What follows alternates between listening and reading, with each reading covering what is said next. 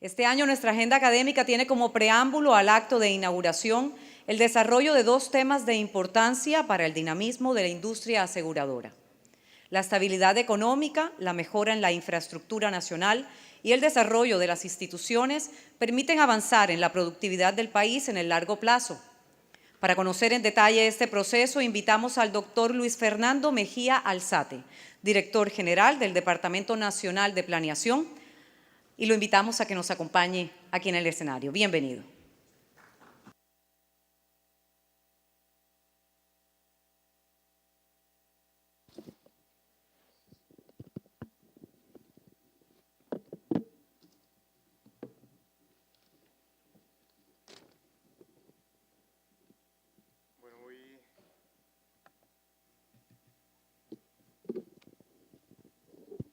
Buenas tardes a todos, es un gran placer estar acá. Un saludo muy especial al doctor Jorge Humberto Otero, presidente ejecutivo de Fasecolda, al doctor Juan Enrique Bustamante, presidente de la Junta Directiva de Fasecolda, a la doctora Sandra Solórzano, vicepresidenta de la Junta Directiva de Fasecolda, al señor exministro de Hacienda, al doctor Alberto Carrasquilla, profesor y amigo, un placer verlo por acá. Al doctor Alfonso Gómez Méndez, exfiscal general, exprocurador, un placer tenerlo por acá también. A todos los presidentes de compañías de seguros, a todos los invitados especiales, a todo el público en general, es un gran placer de nuevo estar acá.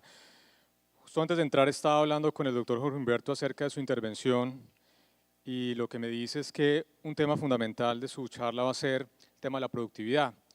Entonces, la idea de esta charla que quiero compartir con ustedes es pensar un poquito en una agenda de largo plazo, de cómo la economía colombiana se puede ajustar a un choque muy importante que sufrió de términos de intercambio y cuál es la agenda que venimos trabajando ya desde hace 2, 3 años o incluso tiempo atrás en algunas dimensiones para revigorizar el crecimiento de la economía colombiana fundamentado en un componente muy importante que es la productividad. Entonces, arranquemos. Primero, antes de entrar en materia, quiero contar un mensaje que creo que es fundamental y es ratificar una historia de una enorme resiliencia de la economía colombiana que se ha construido de décadas de historia económica moderna, que es una cosa realmente extraordinaria desde el punto de vista de la historia de América Latina.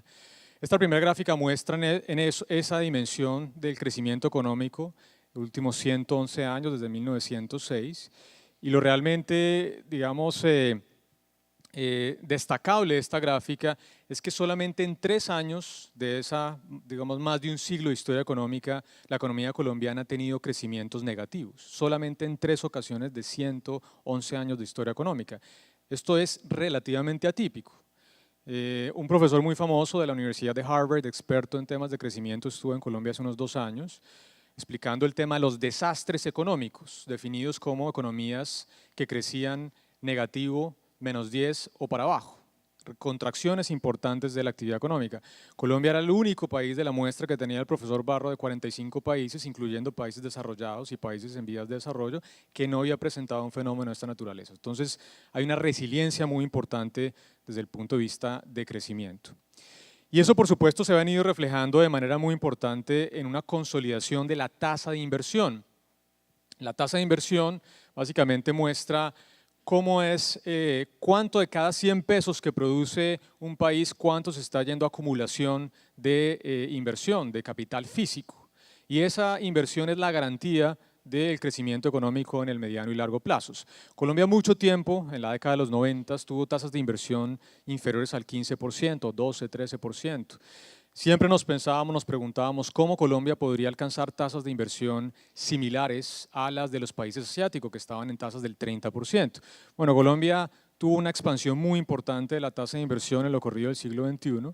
Tuvimos un pico de inversión de casi el 30% en el 2014 y hoy, a pesar del choque de nuevo que sufrimos, la tasa de inversión está en 27%. Luego, de nuevo, es una muestra pues, de la confianza y de la solidez de la economía colombiana.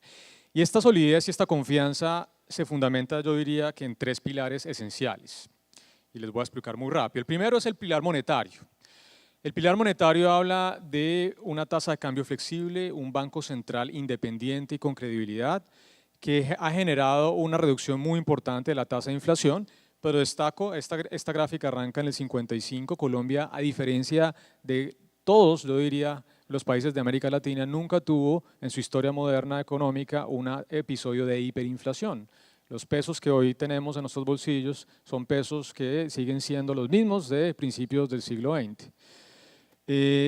Pero sí tuvo un problema de una inflación relativamente moderada, pero estable, que después se pudo reducir de manera importante una vez el Banco Central adoptó una inflación objetiva, una meta de inflación del siguiente año, que generó una caída muy importante de la tasa de inflación. Fíjense, acá tengo el choque reciente de la inflación debido a una importante devaluación de la tasa de cambio, es el ajuste natural de la economía ante un choque de esa magnitud en los términos de intercambio, pero en la historia, digamos, de la tasa de inflación, ese choque relativamente pues, no es muy grande, y especialmente importante la convergencia rápida a la meta de inflación del Banco de la República, es decir, hay una flexibilidad de la tasa de cambio y una credibilidad de la autoridad monetaria. Esto es fundamental desde el punto de vista de la estabilidad. El otro frente es fiscal, y aquí estoy mostrando de nuevo una historia de muy largo plazo. Esto muestra los eventos de crisis de deuda externa después de la Segunda Guerra Mundial en algunos países de América Latina. Definido una crisis como, digamos, un incumplimiento en el pago ya sea del capital o los intereses de estos países. Acá no tengo a todos, pero les puedo asegurar que Colombia es el único país de América Latina después de la Segunda Guerra Mundial que no ha tenido un problema de impago de su deuda externa. También es un tema extraordinario desde el punto de vista de la responsabilidad fiscal de nuestro país y ahora con otros instrumentos que ayudan, digamos, adicionales como por ejemplo la regla fiscal. Y el tercer pilar es el pilar financiero. Ese es un pilar un poquito más reciente de desarrollo. Colombia sufrió unas crisis bancarias financieras en los 80s, la gran crisis financiera de finales de los 90s, pero curiosamente, después de los últimos dos choques que hemos sufrido, la gran crisis financiera internacional del 2009 y este reciente choque del 2014, la solidez del sector financiero ha sido tremendamente destacado. Acá muestro una historia muy reciente, por ejemplo, un indicador que ustedes muchos conocen, que es el indicador de solvencia, y Colombia realmente está muy bien frente a países de América Latina, incluso a nivel internacional. Entonces tenemos una supervisión adecuada, un regulador independiente, responsable, técnico, y también una calidad de la cartera que si bien se viene deteriorando marginalmente, pues realmente está a niveles que dejan tranquilidad desde el punto de vista de la solidez del sector. Sin embargo, dada esa historia de resiliencia de esos tres pilares, monetario, fiscal y financiero, que yo creo que explican de manera importante la enorme estabilidad de la economía colombiana a lo largo pues, del siglo XXI e incluso atrás, pues hay unos retos muy importantes hacia adelante. Y esto lo quiero atar básicamente a la discusión de la productividad.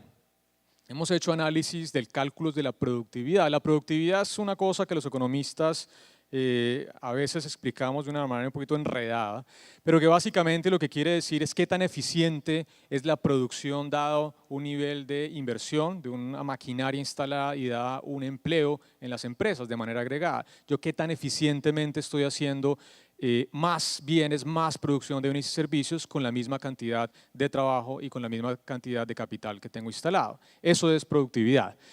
Y lo que hemos encontrado en una historia de 25 años recientes es que pues, realmente la productividad no ha crecido. Esto que tenemos acá es eso, la PTF, productividad total de los factores, qué tan eficiente es el proceso productivo, y realmente en estos 25 años la productividad ha sido alrededor del 0,3%, casi cero, realmente no ha generado un impacto importante desde el punto de vista de crecimiento.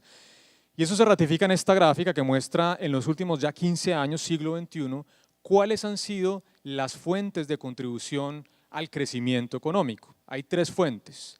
La inversión, que se refleja en el capital físico, las máquinas que instalan las empresas para producir sus bienes y servicios. Dos, el capital humano, el empleo, ya sea mayor trabajo contratado o calidad del empleo, reflejado digamos en un mayor nivel de educación. Y lo tercero es el residuo, es lo que no podemos explicar por aumentos de la inversión o por aumentos del empleo o de la calidad del empleo, y eso es lo que llamamos la productividad. En el siglo XXI hasta el 2014 el crecimiento de la economía colombiana fue 4,1% en promedio. De esos 3 puntos vienen de la inversión del capital físico, 1,3 puntos vienen del empleo, ya sea mayor empleo o mejor calidad del empleo, y la PTF contribuyó de manera negativa al crecimiento económico, es decir, si no hubiera sido menos 0,2 sino 0 al menos, pues el crecimiento no hubiera sido 4,1 sino 4,3 en este periodo de 14-15 años. Entonces, se están agotando las fuentes de crecimiento. ¿Por qué? Porque como les mostré, la tasa de inversión está a niveles del 27%. Uno podría pensar que la tasa de inversión, una vez retome la senda de crecimiento, podría llegar a niveles del 30, 32, pero no hay mucho más espacio para crecer. Cuando China tenía una tasa de crecimiento del 40, 45, todos los analistas hablaban de la necesidad de recomponer el crecimiento chino y enfocarlo más en un crecimiento de la demanda. Digamos, una tasa de inversión del 30% es una cosa relativamente razonable y no hay mucho más espacio para aumentar. El otro componente es que Colombia ha venido reduciendo de manera sostenida su tasa de desempleo. Después del gran choque de los finales de los 90, la tasa de desempleo estuvo mucho tiempo en 2 dígitos. Se redujo de manera consistente, pero apenas llevamos 4 años de historia reciente con la tasa de desempleo en 1 dígito. Pasamos de tasas del 15, 16 a tasas que hoy en día están alrededor del 9%. Eso podría caer aún más. Colombia sigue teniendo una tasa de desempleo superior a la del promedio de América Latina, pero tampoco hay mucho margen adicional, puede estar en 7, 7,5 la tasa de largo plazo. Entonces vamos a pasar de nuevo al 7, ya no va a ser del 15, 16 al 7%. Entonces esas dos fuentes de crecimiento se vienen agotando, especialmente el tema del empleo, porque Colombia está en una coyuntura muy importante de su agotamiento del bono demográfico. Esa mayor fuerza laboral que ha venido siendo empleada, pues se está agotando en términos relativos. Los estimativos recientes estiman que nosotros probablemente al 2020 vamos a perder el bono demográfico. Ese bono demográfico es cómo la economía adiciona de manera importante gente, personas en edad de trabajar frente a la proporción de niños y adultos mayores que usualmente están por fuera del mercado laboral. Y ese bono demográfico parece estarse agotando. Y cuando uno lo mira en América Latina, Colombia no es muy distinto. Aquí tengo varios países, los más grandes, Colombia, Brasil, Chile, México, Perú, Venezuela, falta Argentina. Y fíjense que la barra azul, que es la contribución del crecimiento vía inversión, capital físico, la barra amarilla, que es vía empleo, capital humano, calidad del empleo, y la barra roja, que es PTF, es muy parecida. Solamente Perú en los últimos años ha tenido una cosa bien interesante de aumentos de productividad, y especialmente atado al sector agropecuario. Pero acá tengo a Asia, y fíjense la diferencia con Asia. Si ustedes le quitan la barra roja a Asia, básicamente parece como América Latina. Pero la gran diferencia del crecimiento de Asia frente a América Latina es el crecimiento de la productividad. Son 5 puntos de crecimiento que está generando, por supuesto, un dinamismo muy importante a nivel de los países asiáticos. Entonces la pregunta es, bueno, si Colombia ha fundamentado su crecimiento en capital humano, en capital físico, pero esas dos fuentes parecen estarse agotando, bueno, tenemos que recomponer el crecimiento hacia la productividad y eso es una agenda importante. A veces no entendemos muy bien cómo los economistas, cómo se mueve la productividad. Lo que quiero proponerles es una agenda de algunos elementos que creemos que van en la vía precisamente de aumentar la productividad. Voy a hablar muy rápido de estos temas. Son primero la productividad del territorio, ya les voy a explicar qué dimensión estamos pensando en esa productividad del territorio, todo el tema de crecimiento verde, infraestructura logística, educación, eficiencia del gasto y calidad de la regulación. Es muy importante que la agenda no es solamente pensando en aumentar la productividad del sector privado, sino también cómo el gobierno hace mejor las cosas, es decir, es importante aumentar la productividad del sector público. Entonces, arranquemos. Primer tema, productividad del territorio. El DNP hizo hace ya unos 4 años una misión muy importante que hablaba de cuál es la visión prospectiva de la evolución de las ciudades en nuestro país. Al 2014, cuando se entregó los resultados de esta misión, se encontró que más del 60% de la población estaba en el sistema de ciudades.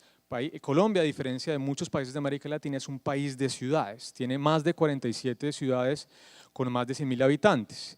Y aquí está, digamos, los que se identificaron como ciudades o sistemas de ciudades en ese momento, 2014. Pero también de una visión prospectiva, cómo se iba a evolucionar el sistema de ciudades al 2050.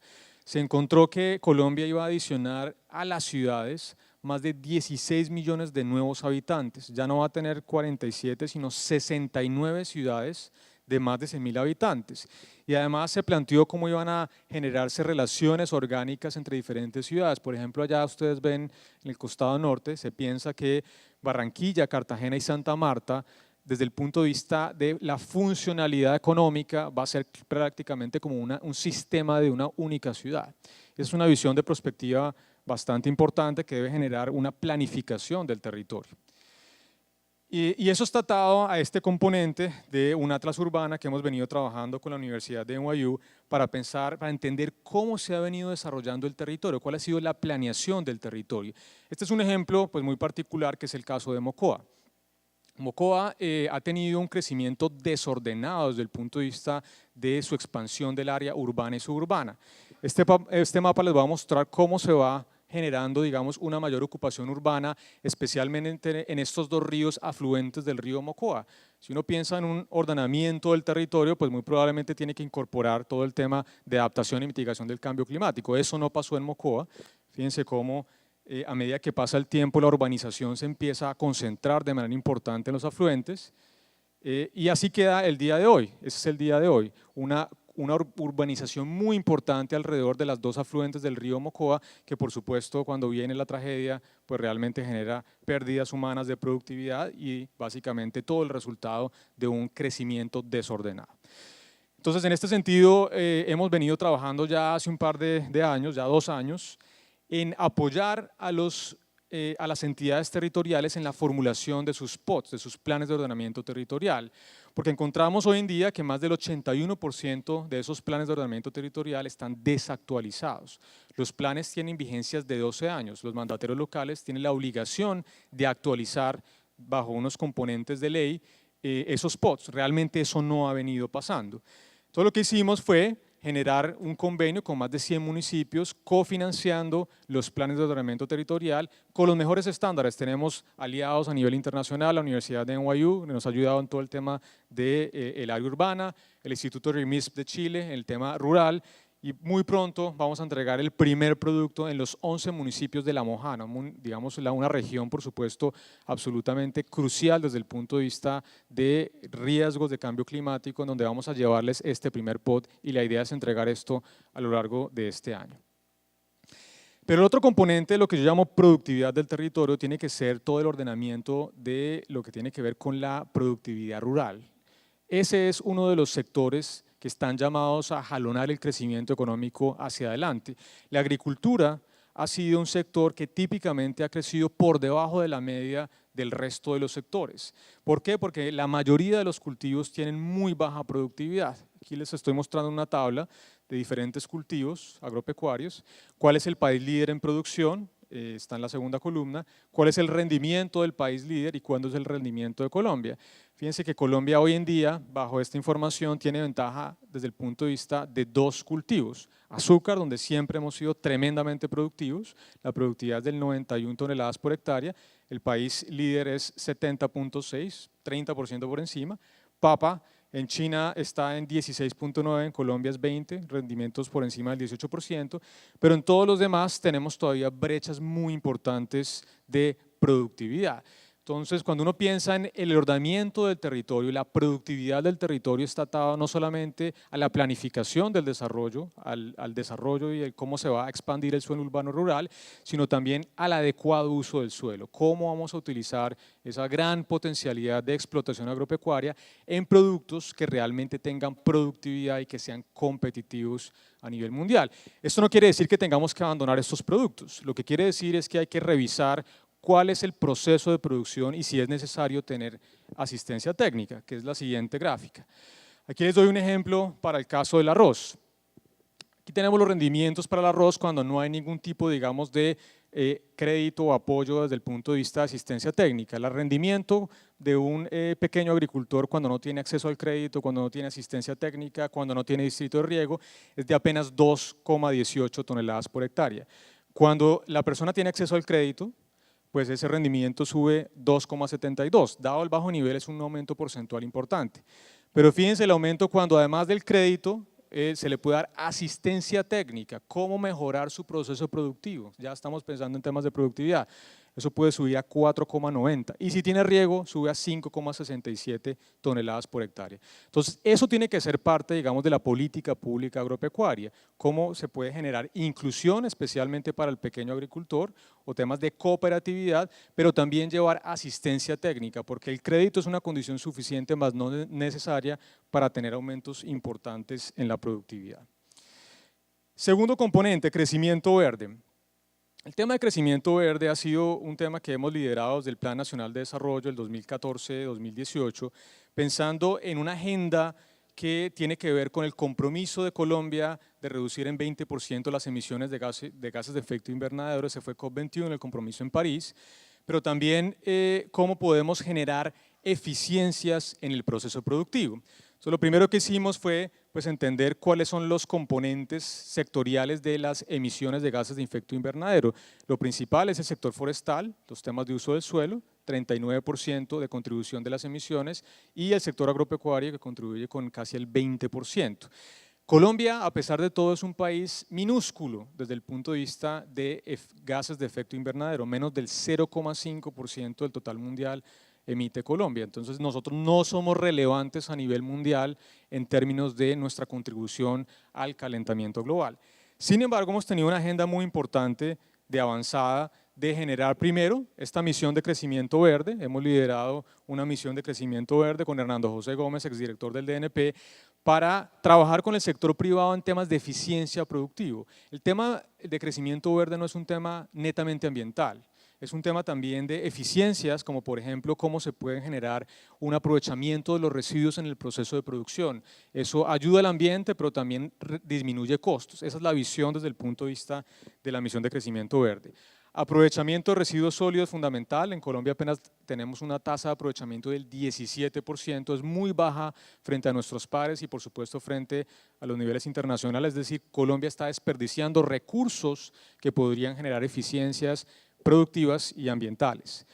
Y en la reforma tributaria se metieron dos cosas importantes, el impuesto de bolsas plásticas y el impuesto verde, que también tienen impactos importantes desde el punto de vista de crecimiento verde. El tercer tema es un poquito más tradicional. Eso es una cosa que siempre se ha hablado, el tema de la infraestructura. Quiero motivar eso con un gráfico muy sencillo, no es para hablar de causalidad, pero sí una correlación muy importante. Acá tenemos el ingreso per cápita de los países y en el eje vertical la calidad de la infraestructura medida por el WDI, los indicadores de desarrollo mundial. Lo que muestra básicamente esto es que los países más ricos son los países que tienen mejor calidad de la infraestructura. No hay causalidad, no necesariamente, pero sí es muy difícil encontrar un país que tenga baja calidad de infraestructura y que tenga un alto ingreso per cápita. Colombia está por acá. Es decir, dado nuestro nivel de desarrollo, tenemos una brecha frente a lo que debería ser la calidad de la infraestructura de nuestro país. Esto se explica, entre otras cosas, por la calidad de nuestras carreteras, vías férreas, no voy a entrar mucho en detalle, ustedes lo conocen, pero por eso uno de los programas emblemáticos de este gobierno ha sido precisamente el tema de las carreteras, la infraestructura vial, el programa de 4G, que a corte del 2018 son inversiones de 19 billones de pesos. Este es el cuarto programa de inversión privada en infraestructura pública más grande del mundo y esto va a generar, por supuesto, eficiencias desde el punto de vista de costos de producción, de tiempos ahorrados que van a tener dividendos importantes de crecimiento en el largo plazo. No solamente la infraestructura de dobles calzadas, también es importante la red terciaria y esto conecta de manera muy importante a los centros de producción agropecuaria con las grandes ciudades y, por supuesto, con nuestros puertos de exportación, porque poco hacemos teniendo vías de dobles calzadas si los campesinos, cuando empiecen a generar cultivos con alta productividad, no pueden sacar sus productos de esos municipios. Pero además la visión no debe ser solamente carreteras, la visión tiene que ser una visión multimodal, de infraestructura también fluvial, de infraestructura aeroportuaria. Ustedes saben y han visto cuando viajan los cambios que han habido desde el punto de vista especialmente de los aeropuertos en ciudades grandes, pero también intermedias. Algo de infraestructura ferroviaria y yo creo que esta es la gran deuda que todavía tenemos desde gobierno y desde el país, desarrollar de manera más contundente nuestra infraestructura ferroviaria y también apoyar una responsabilidad de los departamentos que es la red secundaria. Pero el otro componente, no salen aquí las gráficas, pero Colombia está por aquí también más o menos parecido a como estaba en el caso de la infraestructura. Cuando uno mira ingreso por habitante y calidad de la logística también en una relación positiva, es decir, los países que son más ricos, que tienen más crecimiento, son países cuya calidad de la infraestructura es más alta y Colombia tiene unas brechas muy importantes desde el punto de vista de la logística. Temas importantes como por ejemplo, encontramos hace ya 2 años que las empresas en Colombia pagan 15% de sus ventas en costos logísticos. La cifra en América Latina es de 11,5%, en países como Estados Unidos ese costo puede ser del 7-8%. Luego estamos por encima de la media de América Latina y por supuesto de medias de países desarrollados. El componente importante por supuesto acá siempre es transporte y almacenamiento natural, eso es lo que cuesta desde el punto de vista de logística. Y hemos pensado en desarrollar una misión logística que ya está andando para cerrar los cuellos de botella del proceso logístico, para que ustedes entiendan la importancia de este tema que no es muy discutido porque no es muy sexy desde el punto de vista de política pública. Piensen en una vía 4G que ahorra, puede ser digamos 8 horas en un trayecto de Bogotá a Barranquilla o Bogotá a Buenaventura. Los tiempos de aduana en Colombia para sacar una mercancía del proceso aduanero duran 5 a 6 días, en países de Alianza del Pacífico son 3 días. Entonces, ahorrarse 8 horas en una carretera doble calzada, pero perder 2 o 3 días en un proceso aduanero, por supuesto que no va a generar el impacto de productividad que estamos esperando. Y especialmente estamos mirando el componente multimodal, haciendo ejercicios como por ejemplo pensar qué pasa si uno puede utilizar un trayecto de carga que no sea solamente por la vía terrestre. Este es un ejemplo, concentrémonos en lo de arriba a mano izquierda, Bogotá-Barranquilla, 1.000 kilómetros alrededor, esa es la trayectoria, cuesta $2.600 mover un contenedor solamente vía carretera.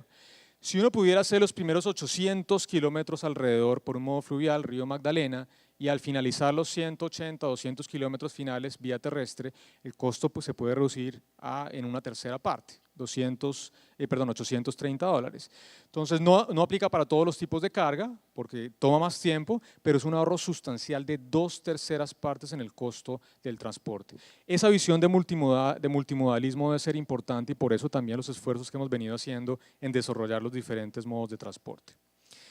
El otro componente es la calidad de la educación. Este es un poquito más trivial desde el punto de vista de cómo mejorar la productividad.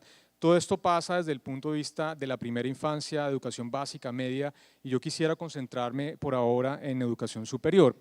Acá tenemos un problema importante. Esto lo encontró Eduardo Lora, un economista que trabajó mucho tiempo en el Banco Interamericano de Desarrollo. Encontró que entre la oferta, que es la barra roja, y la demanda, hay una gran brecha desde el punto de vista de la educación técnica y tecnológica. Desde el punto de vista profesional, universitario, no hay una brecha. Pero las empresas demandan mucho más técnicos y tecnólogos con algunas características especiales que no se están produciendo hoy en día en el sistema de educación superior.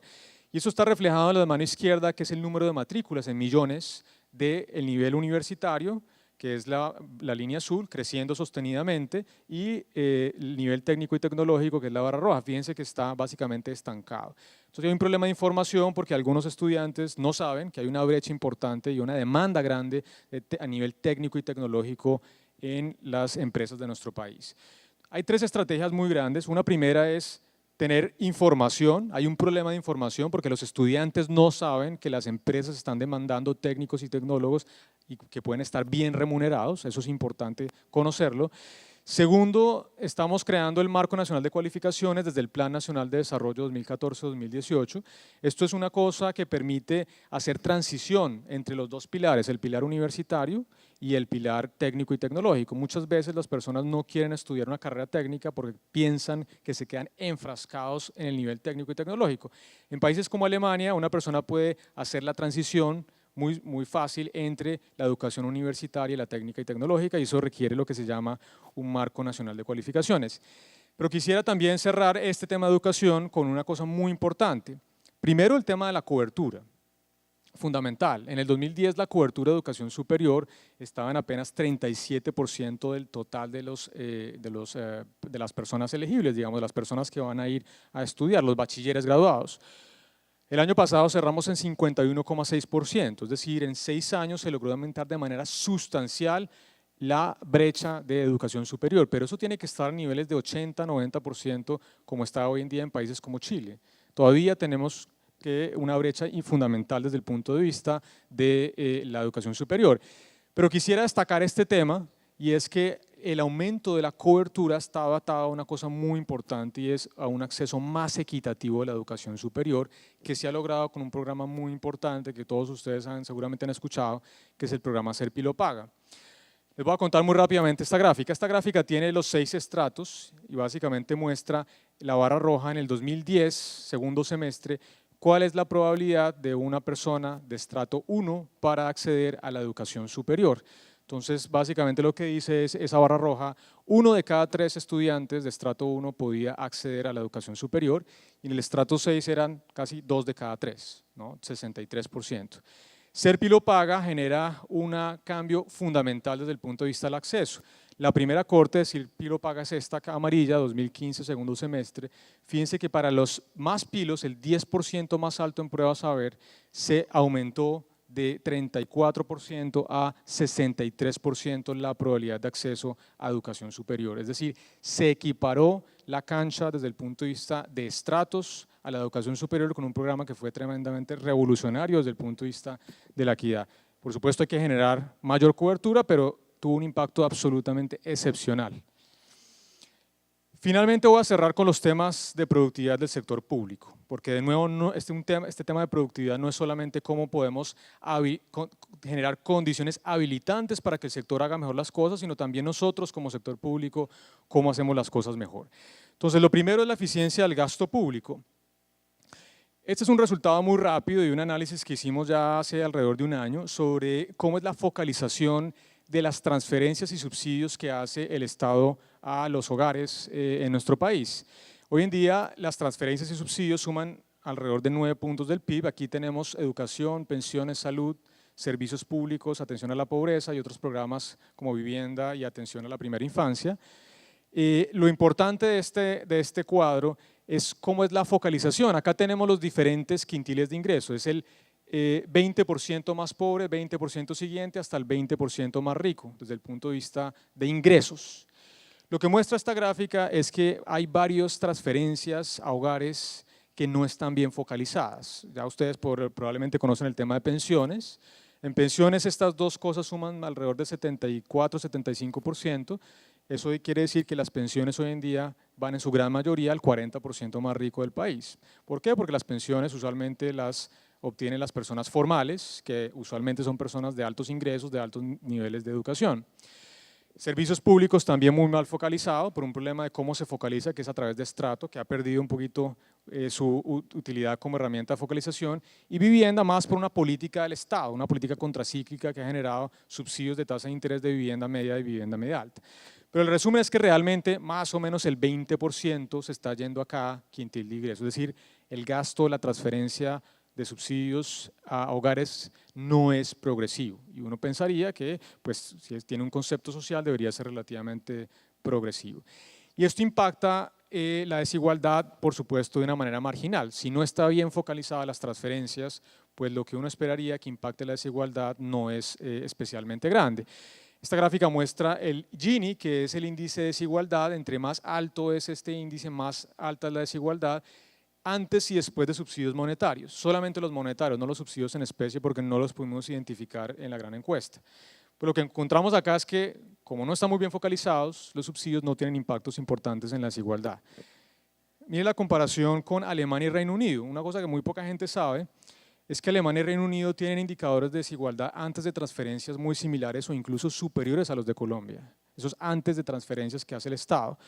Una vez el Estado hace transferencias netas de impuestos y subsidios a los hogares, el índice de Gini cae a niveles de 0.30, 0.33. Luego hay un espacio grandísimo para mejorar la focalización del gasto público, para mejorar la igualdad, y eso también por supuesto va a tener impactos sobre la productividad.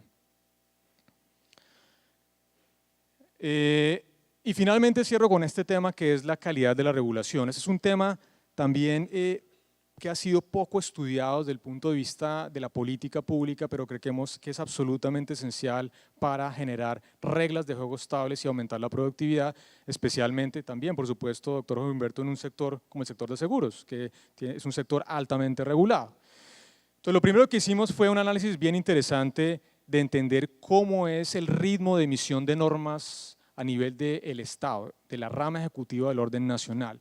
Hicimos básicamente un barrido desde el año 2000 al 2016, lo corrido del siglo XXI, de las normas que son publicadas en el diario oficial, las normas de regulación, ya sean decretos, reglamentos técnicos, circulares y demás, deben ser publicadas en el diario oficial.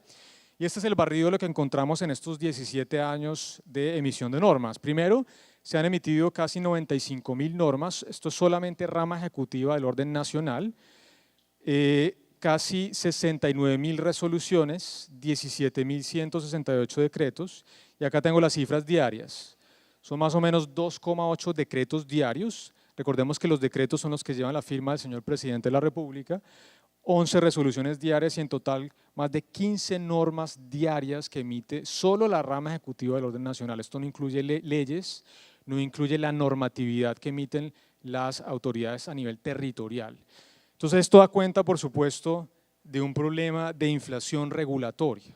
Es muy difícil pensar que si estamos emitiendo 3 decretos diarios, que la calidad económica de esa regulación pues sea la que uno esperaría desde el punto de vista del ciudadano. Y cuando uno mira a niveles de la OCDE, esto ha sido analizado en los países de la OCDE, y esto quiero destacar que ha sido una de las cosas que hemos aprendido en el proceso de acceso a la OCDE, entender cómo se hace bien la regulación. La regulación puede ser relativamente costosa, se estima que la regulación cuesta casi 4 puntos del PIB. Esto no es malo, porque la regulación cuando hay fallas de mercado, cuando hay problemas ambientales es absolutamente necesaria. Lo importante es que la regulación que se emita sea tal que el beneficio económico, social o ambiental de esa regulación sea superior al costo que se le impone al sector privado, y eso hoy en día pues realmente no pasa. Hay cosas interesantes, por ejemplo en Estados Unidos hay una regla que anunció el presidente Trump recién posesionado del one in, two out. Si quieren meter una regulación en un sector, tiene que pensar 2 regulaciones que tiene que sacar para limitar los temas de regulación. En eso el Reino Unido nos lleva ya bastantes décadas de trabajo. Esa regla ya está impuesta en el Reino Unido hace bastante tiempo. Entonces, ¿qué hemos venido trabajando en este tema de regulación? Avances. Primero, un decreto antitrámite salió en el 2012, se eliminaron más de 1.300 trámites, todavía falta mucho por hacer, pero ese fue un gran primer paso. Segundo, los temas de consulta pública. Yo paso la mitad de mi tiempo recibiendo el sector privado quejándose por la poca oportunidad de comentar la regulación. Algunos ministerios que publicaban una norma, un proyecto de regulación un viernes por la noche y lo ponen en firme el lunes, entonces no hay tiempo para generar participación ciudadana. Bueno, a partir de marzo de este año, todos los decretos que firma el señor presidente de la República tienen al menos 15 días de consulta pública. Esto es esencial para garantizar la buena regulación. Y esto es muy importante, estamos implementando, aprendiendo con la OCDE, el estándar regulatorio OCDE. ¿Qué es esto? Esto es muy sencillo, esto suena trivial, pero es fundamental, es la calidad económica de la regulación. Hacer un análisis de cuál es el posible o potencial impacto de la regulación y entender si ese impacto es superior al costo que se le impone al sector privado. Hemos venido trabajando una serie de pilotos con algunas comisiones de regulación, algunas superintendencias, para poder generar la obligatoriedad de ese estándar regulatorio a partir del 2018. Ya llevamos 3 años de trabajo con esto y creemos que va a ser fundamental para aumentar la productividad. Entonces, con esto cierro simplemente las reflexiones, el resumen. Creo que Colombia, la historia ha sido realmente extraordinaria desde el punto de vista de resiliencia. Colombia ha tenido 3 pilares, fiscal, monetario y financiero, que explican esa resiliencia. El fin del conflicto no lo he mencionado, pero eso creo que genera importantes oportunidades de crecimiento, especialmente en 2 sectores: agricultura, la llegada al territorio en sectores que antes estaban ocupados por las FARC, y también turismo. Acabar con esa franquicia, que uno podría, digamos, minimizarlo así, genera importantes dividendos desde el punto de vista de turismo. Pero eso requiere trabajo desde el punto de vista de la productividad del territorio, reglas de juego claras y también, por supuesto, ordenamiento y uso adecuado del suelo. El país hoy en día cuenta con, ustedes saben, con una ubicación geográfica estratégica para vincularse con cadenas globales de valor, para aumentar su productividad, su diversificación de la producción. Pero hoy en día, y esa es la agenda que hemos venido trabajando, consideramos que se han agotado las fuentes tradicionales de crecimiento y queremos implementar una agenda, no una agenda de gobierno, una agenda de Estado, que permita que buena parte de estas iniciativas continúen y nos encarrilen hacia una senda de productividad. ¿Qué es lo que esperamos con esto? Que Colombia sea al 2030 la tercera economía más competitiva de la región, que Colombia pueda dar el salto de un país de ingreso medio alto a un país de ingreso alto y que por supuesto nosotros desde el gobierno, pero también con ustedes, con el sector privado, podamos trabajar de manera conjunta en encauzar la economía hacia un crecimiento basado en la productividad. Muchas gracias.